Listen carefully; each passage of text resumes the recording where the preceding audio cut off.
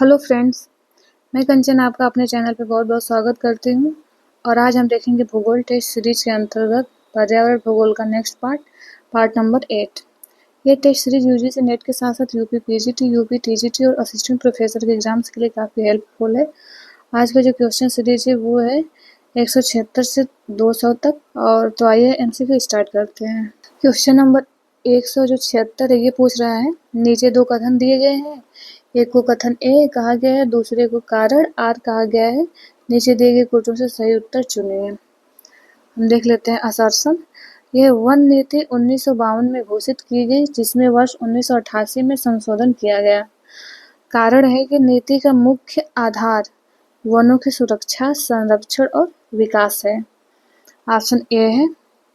ये ऑप्शन देख लेते हैं, 4 ऑप्शन दिया हुआ है। इसका जो राइट आंसर होगा ऑप्शन बी, क्योंकि वन नीति सबसे पहले 1952 में घोषित की गई थी सर्वप्रथम, और 1988 में आगे इसमें संशोधन किया गया था। ये भी सही है। और नीति का ये मुख्य आधार है वनों की सुरक्षा, संरक्षण व विकास, तो ये भी बात बिल्कुल सही है। तो दोनों सही है, व्याख्या कोई किसी का कर नहीं रहा है, तो इसलिए ऑप्शन बी इसका राइट आंसर हो जाएगा। क्वेश्चन नंबर 177 देखते हैं नीचे। ये भी असर्शन रीजन का ही क्वेश्चन है, तो इसमें हम कथन देख लेते हैं पहले। राष्ट्रीय वन नीति 1988 का उद्देश्य वनोत्पादों के उचित उपयोग को प्रोत्साहन देना और लकड़ी का विकल्प खोजना है। ठीक। जो कारण है ये कह रहे हैं कि पर्यावरण और विकास पर की गई रियो घोषणा में 27 सिद्धांत को शामिल किया गया है। तो इसका जो कथन है ये भी सही है। ऑप्शन जो नीति 1988 का था, इस वन नीति का उद्देश्य था उचित वन उत्पादों के उचित उपयोग को प्रोत्साहन देना और लकड़ी का विकल्प खोजना। और जो कारण है ये भी सही है कि पर्यावरण विकास पर की गई रियो घोषणा में इसमें 27 सिद्धांत को शामिल किया गया था। तो ऑप्शन बी इसका राइट आंसर हो जाएगा। ए और आर दोनों सही है, बट आर ए की सही व्याख्या नहीं कर रहा है। ये देख लेते हैं क्वेश्चन नंबर 178। ये भी असर्शन रीजन का ही सवाल है। हम नीचे देखते हैं, कथन पे आते हैं। कथन है कि पर्यावरण एवं विकास एक दूसरे के विरोधी न होकर एक दूसरे के पूरक हैं और दोनों ही मानव जीवन के लिए आवश्यक हैं। ये तो सही है, बिल्कुल सही है। और ऑप्शन कारण जो कह रहा है कि पर्यावरण का स्थायित्व तो सतत विकास की पूर्व शर्त है। ठीक। तो जो क्वेश्चन नंबर 178 है, इसका भी राइट आंसर हो जाएगा ऑप्शन बी ही। दोनों कथन सही हैं कि पर्यावरण का स्थायित्व सतत विकास की पूर्व शर्त है। और ऑप्शन ए भी सही है, इसका भी राइट आंसर ऑप्शन बी हो जाएगा। दोनों सही है, बट व्याख्या नहीं कर रहे हैं। क्वेश्चन नंबर 179 है। ये निम्नलिखित में से कौन सी जैव भू रासायनिक चक्र नहीं है? ऑप्शन ए है कार्बन चक्र, ऑप्शन बी है नाइट्रोजन चक्र, ऑप्शन सी है अपरदन चक्र और ऑप्शन डी है ऑक्सीजन चक्र। तो जो जैव भू रासायनिक चक्र के अंतर्गत नहीं आता है वो आता है ऑप्शन सी हो जाएगा राइट आंसर इसका, अपरदन चक्र। क्वेश्चन नंबर 180 है। सूची 1 को सूची 2 के साथ सुमेलित करें और नीचे दिए गए कोटों से सही उत्तर का चयन करें। सूची 1 और सूची 2 से मिलान करना है। हरित पादप देखें तो हरित पादप जो है ये होते हैं उत्पादक होते हैं। और जो पशु परजीवी हैं, पशु परजीवी का मतलब जो पशु जीव जंतुओं पे को अपना आहार समझते हैं और उस पर जीवित रहते हैं, तो ये आ जाएंगे द्वितीयक उपभोक्ता के अंतर्गत। जो पादप परजीवी हैं यानी पादपों को अपने आहार के रूप में लेते हैं, ये आ जाएंगे प्राथमिक उपभोक्ता। प्राथमिक उपभोक्ता ये हो जाएंगे। और कवक जो है ये अपघटक के अंतर्गत आ जाएंगे। तो ये इसका सही मिलान है। नेक्स्ट क्वेश्चन देखते हैं, क्वेश्चन नंबर 181। यह कि राष्ट्रीय जैव विविधता अधिनियम कब अस्तित्व में आया था? ऑप्शन ए है 2003, ऑप्शन बी है 2002, ऑप्शन सी है 2005 और ऑप्शन डी है 2004। तो जो राष्ट्रीय जैव विविधता अधिनियम है ये आया था 2002 में। 2002 में राष्ट्रीय जैव विविधता अधिनियम का गठन किया गया था और इसका जो मुख्यालय है, इसका मुख्यालय है चेन्नई में। चेन्नई में इसका मुख्यालय बनाया गया है, जो कि है तमिलनाडु। तो इस प्रकार ये ऑप्शन बी इसका राइट आंसर हो जाएगा। नेक्स्ट क्वेश्चन देखते हैं, क्वेश्चन नंबर 182, निम्नलिखित कथनों में कौन जीवमंडल के बारे में सही नहीं है? ऑप्शन ए है जीवमंडल की औसत मोटाई लगभग 30 किलोमीटर है। ऑप्शन बी है जीवमंडल के जैविक एवं अजैविक संघटक एवं ऊर्जा संघटक होते हैं। और ऑप्शन सी है इसके दो प्रमुख तंत्र हैं, स्थलीय एवं जलीय। ऑप्शन डी है इसकी ऊपरी सीमा वायुमंडल में मात्र ऑक्सीजन की उपलब्धता द्वारा निर्धारित होती है। पूछ रहा है सही नहीं, इसमें बताना कि सही नहीं है। ऑप्शन ए भी सही है और इसमें जैविक अजैविक ऊर्जा संघटक ये तीनों संघटक आ जाएंगे, ये भी सही है। इसके दो प्रमुख तंत्र है स्थलीय एवं जलीय, ये भी सही है। जो सही नहीं है ये हो जाएगा ऑप्शन डी, ये सही नहीं है। जो ये कह रहा है कि मात्र ऑक्सीजन की उपलब्धता द्वारा ही निर्धारित होता है, तो ये इसलिए गलत है। तो क्वेश्चन नंबर 128 का राइट आंसर हो जाएगा ऑप्शन डी। क्वेश्चन नंबर 183 है, ये जो कथन है ये कह रहे हैं मरुस्थलीय पौधों की जड़ों के तंत्र काफी लंबे होते हैं। कारण है कि मृदा का उच्च तापमान जड़ों के विकास को प्रोत्साहित करता है। नीचे कोट है, सही उत्तर आंसर से बताना है। तो ऑप्शन ए तो सही है, बी भी सही है कि मृदा का जो उच्च तापमान है, उच्च तापमान की वजह से क्या होता है कि जल स्तर बहुत नीचे होता है। तो नीचे से जल स्तर प्राप्त करने के लिए जो मरुस्थलीय क्षेत्र होते हैं उनके जो वृक्ष होते हैं, पेड़ पौधे होते हैं, उनके जो जड़ होते हैं काफ़ी लंबे होते हैं, ताकि वो बहुत गहराई से जल को क्या करे अवशोषित करके ऊपर पौधों तक पहुंचा सके। इसलिए ये इसका कथन ए भी सही है, साथ ही साथ ये व्याख्या भी कर रहा है इसके कारण के रूप में, इसलिए ऑप्शन ए इसका राइट हो जाएगा। क्वेश्चन नंबर 184 है कि ऑप्शन कथन ए है कि हरे पौधे प्रकाश संश्लेषण के लिए कार्बन डाइऑक्साइड का प्रयोग करते हैं। कारण है निर्वनीकरण भूमंडलीय ताप में वृद्धि का कारण है। तो ऑप्शन ए तो सही हो जाएगा कि हरे पौधे प्रकाश संश्लेषण के लिए कार्बन डाइऑक्साइड का प्रयोग करते हैं। कारण है कि निर्वनीकरण भूमंडलीय तापमान में वृद्धि करता है, तो ये भी सही है और इसकी व्याख्या भी सही कर रहा है, तो इसलिए ऑप्शन ए इसका राइट हो जाए आंसर हो जाएगा। ऑप्शन क्वेश्चन नंबर 185 देखते हैं। जैव मंडल की संकल्पना का सूत्रपात किया था किस भूगोलविद्ता या कह सकते हैं इसमें से किसके द्वारा किया गया था? ऑप्शन ए है अलेक्जेंडर वान हम्बोल्ट ने। ऑप्शन बी है एडवर्ड स्वेस ने। ऑप्शन सी है जी टेलर या ग्रिफिथ टेलर ने। ऑप्शन डी है ई.सी. सैम्पल महोदया द्वारा।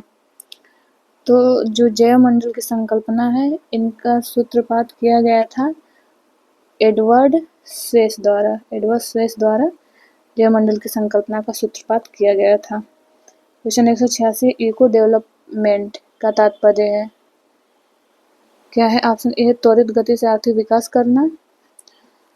ऑप्शन बी है प्राकृतिक संसाधनों का अधिकतम दोहन करते हुए आर्थिक विकास। ऑप्शन सी है पारिस्थितिकी संतुलन कायम रखते हुए आर्थिक विकास करना। और ऑप्शन डी में है कि प्राकृतिक प्रक्रियाओं में कोई छेड़छाड़ न करके पारिस्थितिकी का संरक्षण करना। तो इको डेवलपमेंट का तात्पर्य इसका राइट आंसर हो जाएगा सी। जो पारिस्थितिकी संतुलन है इसको कायम रखते हुए हमें आर्थिक विकास करना है। इकोसिस्टम इको डेवलपमेंट का यही उद्देश्य है, ये इसका तात्पर्य ये है कि हमें पारिस्थितिकी संतुलन के साथ साथ आर्थिक विकास करना है। क्वेश्चन नंबर 187 है, जैविक कृषि के विषय में निम्न कथनों का अध्ययन कीजिए तथा कोट से सही उत्तर चुनिए। जैविक कृषि के बारे में ये कथन दिया हुआ है। ऑप्शन एक है कि यह पौधों के विकास हेतु पारिस्थितिकी प्रक्रियाओं प्रति इकाई का उपयोग करने का आग्रह करता है। ऑप्शन 2 है कि यह अंतर फसली कृषि पर बल देता है। ऑप्शन 3 है यह रासायनिक उर्वरकों की अधिक निवेश की अनुशंसा करता है। ऑप्शन 4 है यह समन्वित कीट प्रबंधन की अनुशंसा करता है। ऑप्शन देख लेते हैं। ऑप्शन ए है सभी कथन सही हैं। ऑप्शन बी 1, 2, 3 सही है। ऑप्शन सी 1, 3, 4 सही है या ऑप्शन डी 1, 2, 4 सही है। तो जो क्वेश्चन नंबर 187 है इसका जो राइट आंसर हो जाएगा ये होगा ये जो दिया है कि यह रासायनिक उर्वरकों के अधिक निवेश की अनुशंसा करता है, तो ये गलत हो जाएगा। जैविक कृषि में रासायनिक खादों को नहीं बल्कि जैविक हम कहेंगे जैविक उर्वरकों का अधिक प्रयोग करने की अनुशंसा करता है जैविक कृषि। तो ये कट गया तो हमारा बचा 1, 2 व 4। तो इसमें जो राइट आंसर हो जाएगा ये हो जाएगा ऑप्शन डी 1, 2 व 4। क्वेश्चन नंबर 188 देखते हैं। ये है कि इस भी असर्शन रीजन का सवाल है। तो कथन ए है कि आहार श्रृंखला के अंत में आने वाले जीव का अपना आहार प्राप्त करने के लिए काफी बड़े क्षेत्र में भ्रमण करना पड़ता है। वह कारण दिया है कि पादप से दूर की श्रृंखला में, यानी जो नीचे से ऊपर उच्च पोषण स्तर में हम जाते हैं तो ऊर्जा की क्या होती है, ऊर्जा की मात्रा बढ़ती है। जैसे हम नीचे स्तर से उच्च स्तरों की तरफ जाएंगे तो क्या ऊर्जा की मात्रा बढ़ेगी, ये कह रहा है। तो इसमें जो ऑप्शन ए है ये तो सही है। जैसे जैसे हम आहार श्रृंखला के अंत में जाते हैं वैसे वैसे क्या होता है कि उसका आकार जो है आहार प्राप्त करने के लिए काफी बड़े क्षेत्र में भ्रमण करना पड़ता है। तो ये तो सही है।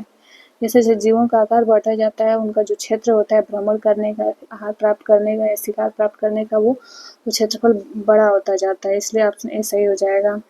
और जो कारण दिया है पादप से दूर की श्रृंखला में ऊर्जा की मात्रा बढ़ती है, तो ये गलत है, क्योंकि जैसे हम पादप से ऊपर की तरफ जाते हैं ऊर्जा की मात्रा बढ़ती नहीं है बल्कि कम होती जाती है।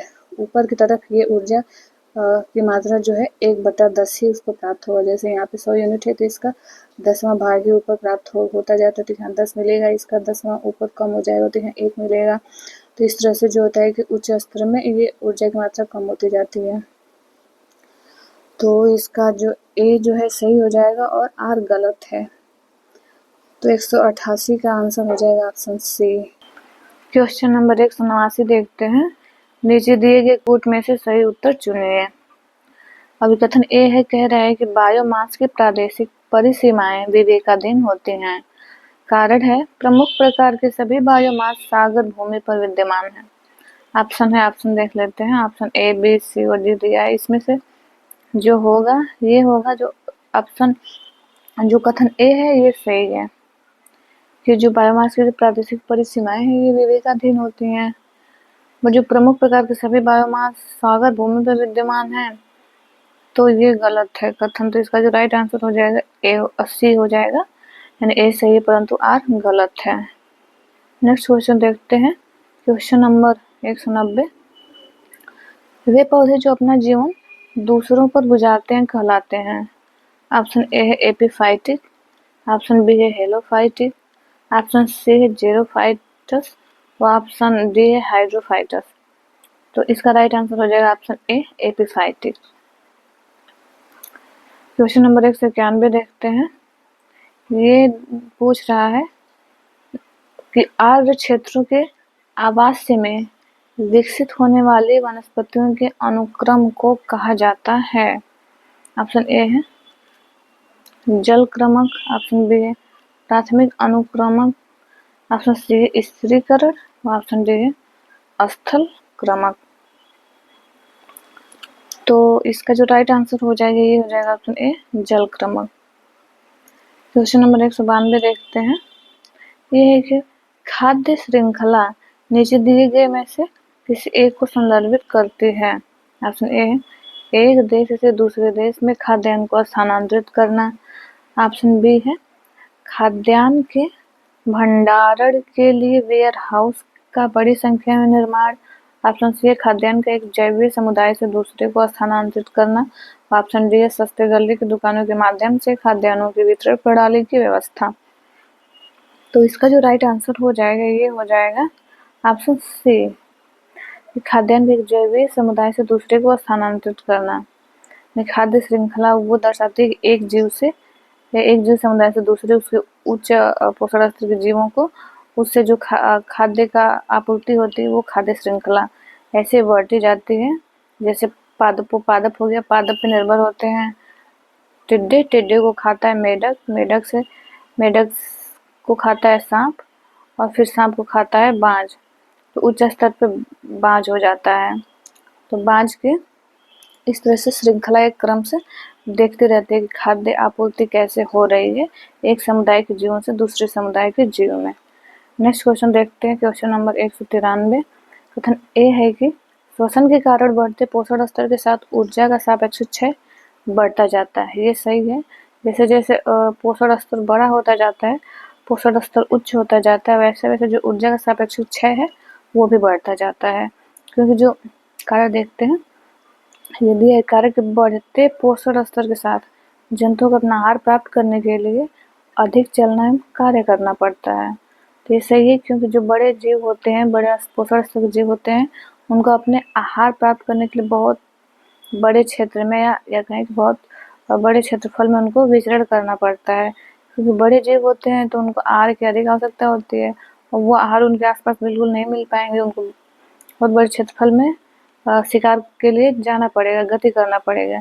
इसलिए जब ये बड़े क्षेत्रफल में गति करेंगे तो उनके ऊर्जा का ह्रास भी अधिक होगा, इसलिए कारण भी सही है और इसकी व्याख्या भी कर रहा है, इसलिए ऑप्शन ए जो है सही हो जाएगा। ए और आर दोनों सत्य है तथा आर ए की सही व्याख्या है। क्वेश्चन नंबर 194 देखते हैं। एक पोषण स्तर से दूसरे पोषण स्तर तक ऊर्जा स्थानांतरण के प्रतिशतता को कहा जाता है। ऑप्शन ए है पारिस्थितिक निश्चय, ऑप्शन बी है पारिस्थितिक दक्षता, ऑप्शन सी है पारिस्थितिक पिरामिड व ऑप्शन डी है पारिस्थितिक उत्पादकता।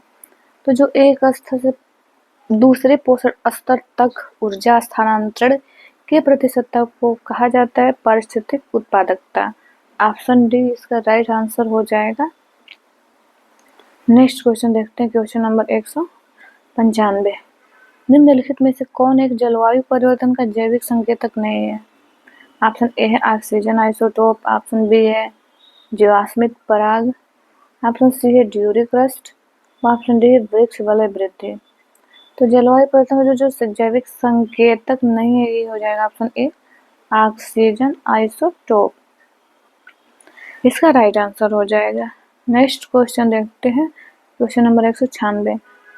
कई खाद्य श्रृंखलाओं के एक दूसरे से घुलने मिलने पर प्रत्येक स्तर पर जीवों के परस्पर संबंध बहुत जटिल हो जाते हैं, तो उसे कहते हैं क्या?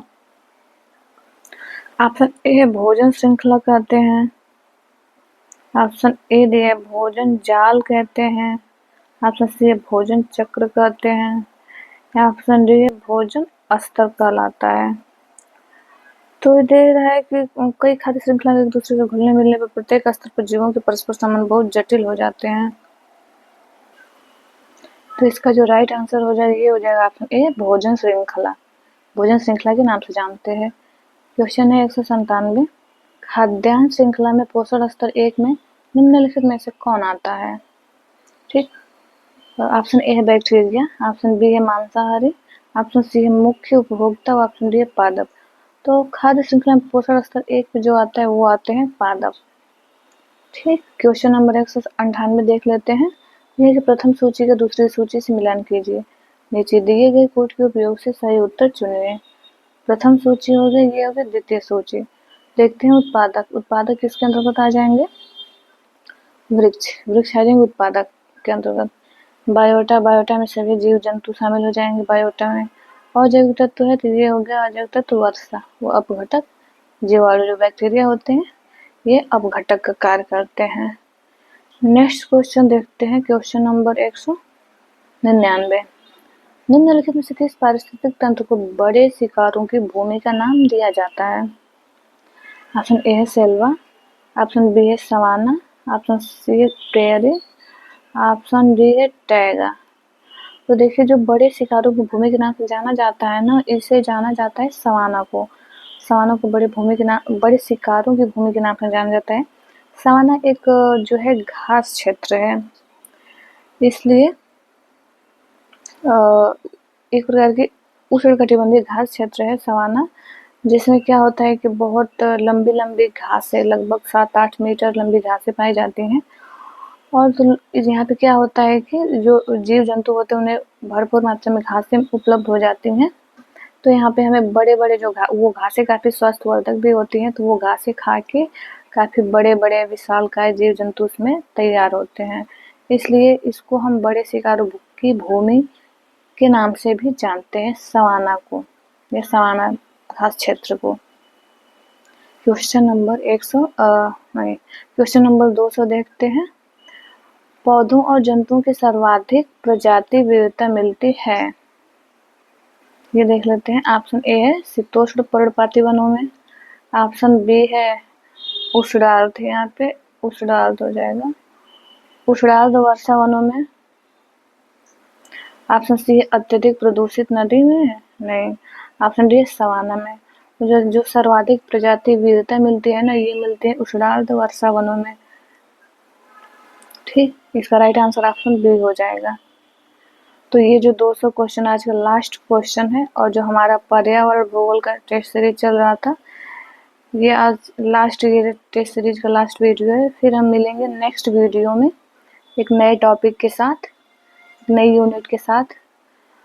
तो ये वीडियो देखने के लिए आप लोगों का बहुत बहुत धन्यवाद।